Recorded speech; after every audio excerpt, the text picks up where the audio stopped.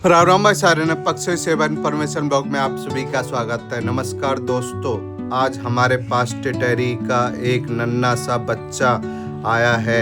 इतना छोटा और मासूम कि इसे देखना हर किसी का दिल पिघल जाएगा। लेकिन सवाल है, टिटैरी के बच्चे को सही देखभाल कैसे करें और क्या खाना खिलाना है और कैसे खिलाना है।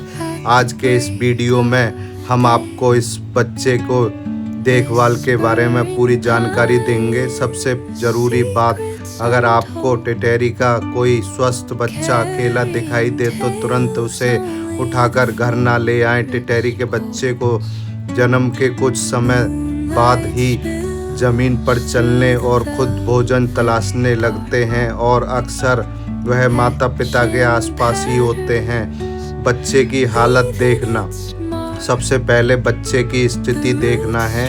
क्या ऐसे शरीर पर कोई चोट के निशान तो नहीं है, क्या चल फिर रहा है वो, और उसकी आंखें ठीक हैं, क्या सांस लेने में कोई परेशानी हो रही है। अगर बच्चा कमज़ोर और बहुत घायल है या सुस्त है और या डिजिल दिखाई दे तो विशेष वन्यजीव रेस्क्यू टीम या पशु चिकित्सक की मदद की ज़रूरत हो सकती है। हम बच्चे को शांत और सुरक्षित जगह पर रखते हैं ताकि उसे ज़्यादा तनाव ना हो।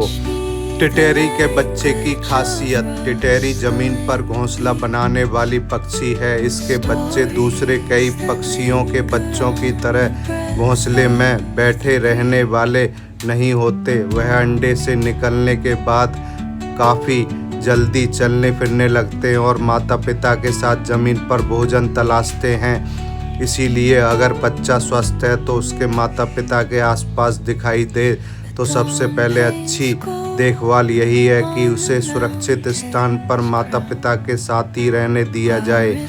टिटैरी के बच्चों को क्या खाना खिलाना चाहिए, अब मैं बात करता हूँ इसके खाने की। टिटैरी के मुख्य रूप से ज़मीन पर रहते हैं और ज़मीन पर छोटे छोटे कीड़े मकोड़े और दूसरे जीव तलाशते हैं खाने के लिए।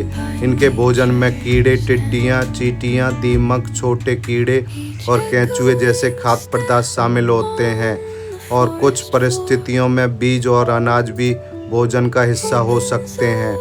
जैसे A90 न्यूट्रीबर्ड हम हैंड फीडिंग फार्मूला होता है, ये इसको घोल के पानी में गुनगुना करके इसको खिला सकते हैं। सेरेलैक भी खिला सकते हैं आप, उबला हुआ अंडा भी दे सकते हैं। लेकिन एक बहुत ज़रूरी बात मैं आपसे करना चाहूँगा, घर का दूध, रोटी, बिस्किट, मसालेदार खाना टिटैरी के बच्चे को अपनी तरफ से ना खिलाएं क्योंकि ये घातक हो सकता है और बच्चे के मुंह में ज़बरदस्ती पानी डालना भी खतरनाक हो सकता है। अगर बच्चा खुद भोजन तलाश सकता है तो उसे प्राकृतिक तरीके से भोजन करने देना चाहिए। अगर बच्चा घायल है या कमज़ोर है, खुद नहीं खा पा रहा है तो जब ही खिलाएं उसे। उसकी उम्र और स्वास्थ्य के अनुसार भोजन का फैसला वन्य जीव विशेषज्ञ या एवियन डॉक्टर से कराना चाहिए। हम बच्चे की देखभाल कैसे करें? इस बच्चे को हम शांत और सुरक्षित वातावरण में रख रहे हैं। हम लगातार इसकी गतिविधियों पर नज़र रखते हैं, यह चल पा रहा है या नहीं, खुद भोजन लेने की कोशिश कर रहा है या नहीं, कमज़ोर तो नहीं बढ़ रहा है, ये कमज़ोरी तो नहीं हो रही है इसे। अगर बच्चा खुद भोजन करने की स्थिति में है तो उसे धीरे धीरे प्राकृतिक तरीके से किसी खाली मैदान वगैरह में ले जाएं आप। रेस्क्यू के दौरान हमारा लक्ष्य सिर्फ बच्चे को बड़ा करना नहीं होता, हमारा असली लक्ष्य होता है कि बच्चा स्वस्थ होकर वापस प्रकृति में जीना सीखे। माता पिता से मिलाना सबसे ज़रूरी है ये इनके लिए।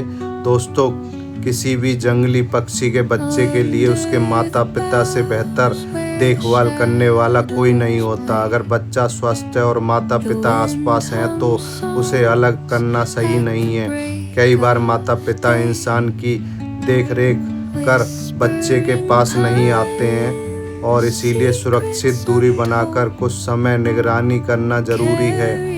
लेकिन अगर बच्चा घायल है, सड़क पर है या किसी दूसरी जगह पर है, जानवरों, कुत्तों वगैरह से घिरा हुआ है तो खतरे में है, माता पिता लंबे समय तक नहीं आ रहे हैं तो रेस्क्यू कर ज़रूरत पड़ सकती है। भावुक पल, आज यह नन्हा टिटैरी का बच्चा हमारी देखभाल में है। इसकी आंखों में डर है, लेकिन इसे उम्मीद है कि प्यार, सही देखभाल और इलाज से यह जल्द ही मजबूत होकर हमारी कोशिश यही है कि हर बेजुबान पक्षी को स्वस्थ करने के बाद प्रकृति में छोड़ा जाए। उसका असली घर वही है। अगर आपको वीडियो अच्छा लगे तो लाइक और चैनल को सब्सक्राइब करें और इसे वीडियो को ज़्यादा से ज़्यादा लोगों तक शेयर करें, क्योंकि एक छोटी सी मदद किसी बेजुबान की पूरी ज़िंदगी बदल सकती है, जैसे इस बेजुबान की बदली है। देख सकते हैं, आज हमने आपको टिटैरी के बच्चे के बारे में पूरी जानकारी दी है।